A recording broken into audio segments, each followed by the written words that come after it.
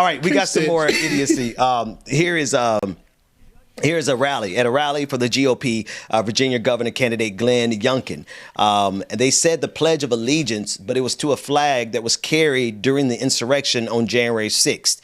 And so now they're not only, honoring January 6th, they're honoring the flags that were carried on January 6th, like they got carried out on the battlefields of Lexington. And God, man, these people have lost their minds, James. Like they acted like this was carried out on the fields of the Revolutionary War, and they're saying the Pledge of Allegiance to the flag that was carried in the Capitol on January 6th. Let's take a look at this. I also want to invite Kim from Chesapeake. She's carrying an American flag that was carried at the peaceful rally with Donald J. Trump on January 6th. I ask you all to rise and join us as Mark Lloyd leads us in the pledge. Face the flag. I pledge allegiance to the flag. Ooh, the caucasity of it all. Ooh. Cause ain't this some bullshit? The flag that was in the building that several people lost their lives to. Okay, y'all pledging that. Oh, okay. Might as well pledge your allegiance to the devil. Cause let me shut up. Man, I don't know what happened to these people growing up. Like I guess this is what white supremacy does to your brain.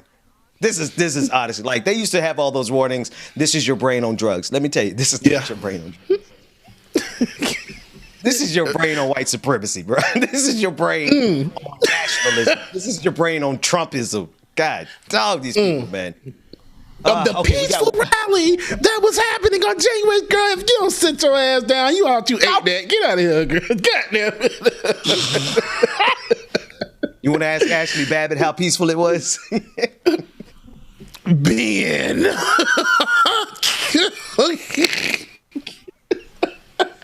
Oh, Father, I stretch my hands to thee. Forgive me, Father, for I have sinned. Oh, God. Well, we thank y'all all for joining today and watching us here on the Benjamin Dixon Hey, James, they're holding up the bloodstained banner, bro. They're holding up the bloodstained banner of January 6th. Like, dead ass, man. Like, for real, they really are, dude. And that's that's disturbing. And y'all are okay with it. I don't know why it's so funny to me. Because when you follow up after Ron DeSantis trying to beat Donald Trump, and then you go to this sister who was pledging allegiance to the January 6th flag.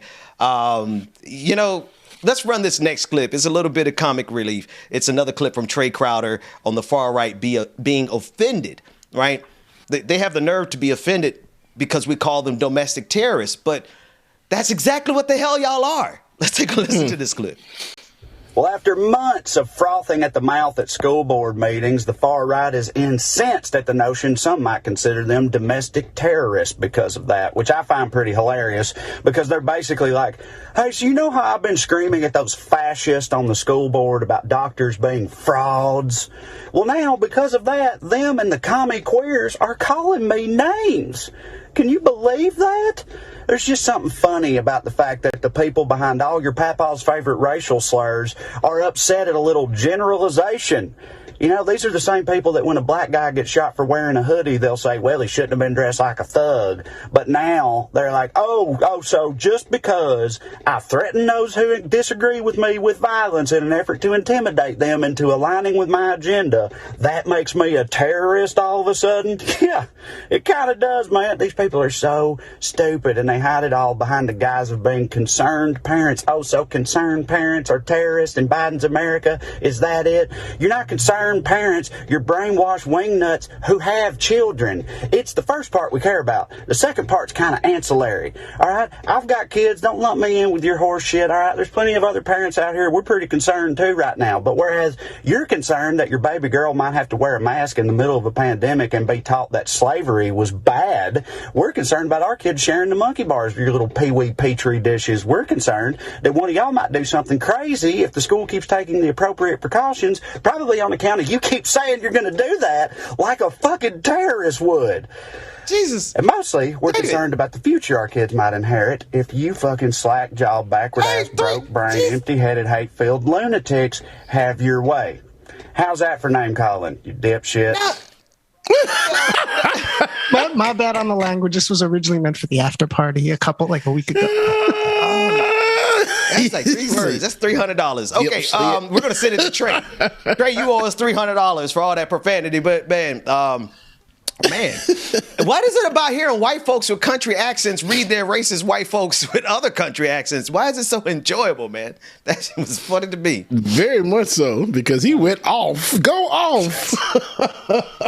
That's what we need more of. Go off on your fellow white folks, man. Because these little petri dishes, kids, little snot-nosed, raggedy kids on the monkey bars. That's what we're afraid of. On the monkey bars that your kids playing on. That's what we're afraid of. Well, yeah, we are calling you terrorists if you want to think about it honestly. Because on account of that, you doing some terrorism. Okay. Call a thing a thing. Call a thing a thing. Is Rebecca here?